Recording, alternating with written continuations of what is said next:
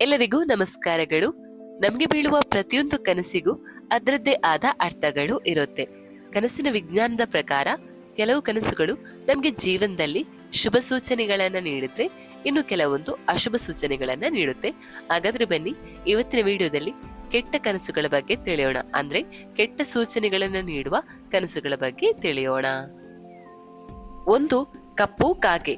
ಕನಸಿನ ಶಾಸ್ತ್ರದ ಪ್ರಕಾರ ಕನಸಲ್ಲಿ ಕಪ್ಪು ಕಾಗೆಯನ್ನ ಕಂಡ್ರೆ ಅದನ್ನು ಶುಭವೆಂದು ಪರಿಗಣಿಸಲಾಗುವುದಿಲ್ಲ.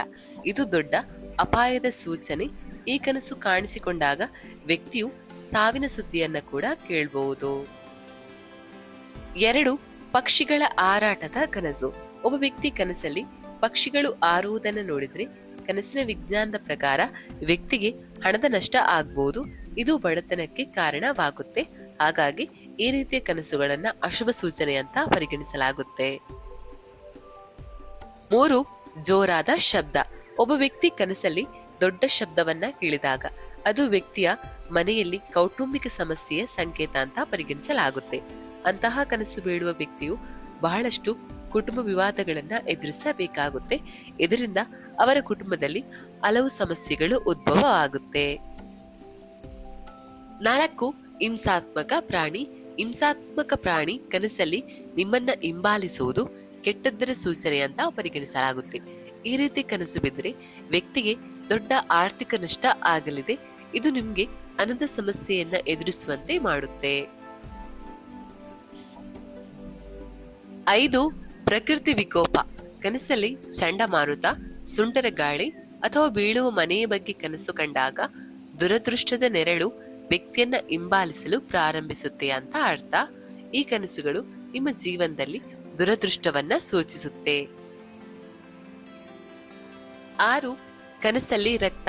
ಅದೇ ರೀತಿ ಕನಸಲ್ಲಿ ರಕ್ತಸ್ರಾವ ಕಾಣಿಸಿಕೊಂಡಾಗ ಅದನ್ನ ದೀರ್ಘಕಾಲದ ಅನಾರೋಗ್ಯದ ಸಂಕೇತ ಅಂತ ಪರಿಗಣಿಸಲಾಗುತ್ತೆ. ಈ ಕನಸು ಬಿದ್ದಾಗ ನಿಮ್ಮ ಆರೋಗ್ಯದ ಬಗ್ಗೆ ಕಾಳಜಿಯನ್ನ ವಹಿಸಬೇಕು ಮತ್ತು ಆರೋಗ್ಯ ತಪಾಸಣೆ ಮಾಡಿಸಿಕೊಳ್ಳುವುದು ಉತ್ತಮ.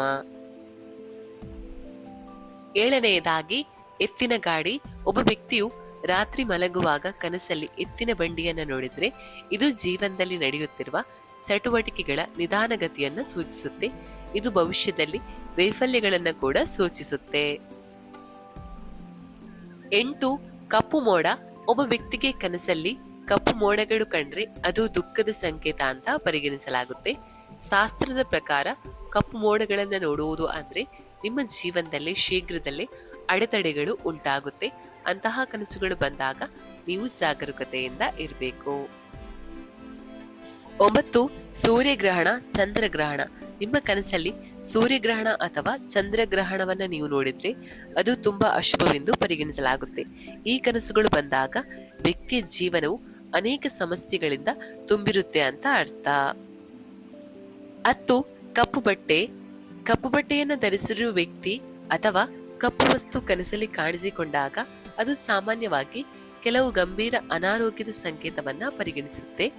ಈ ಕನಸು ನಿಮ್ಮ ಅನಾರೋಗ್ಯದ ಬಗ್ಗೆ ಸೂಚನೆಯನ್ನ ನೀಡುತ್ತೆ. ಜೀವನದಲ್ಲಿ ಭಗವಂತ ಏನನ್ನು ನಮ್ಗೆ ನೀಡಲು ಬಯಸುತ್ತಾನೋ ಅದು ಖಂಡಿತವಾಗಿಯೂ ನಡೆಯುತ್ತೆ. ಕೆಟ್ಟ ಕನಸಿರಬಹುದು ಅಥವಾ ಶುಭ ಕನಸು ಇರಬಹುದು.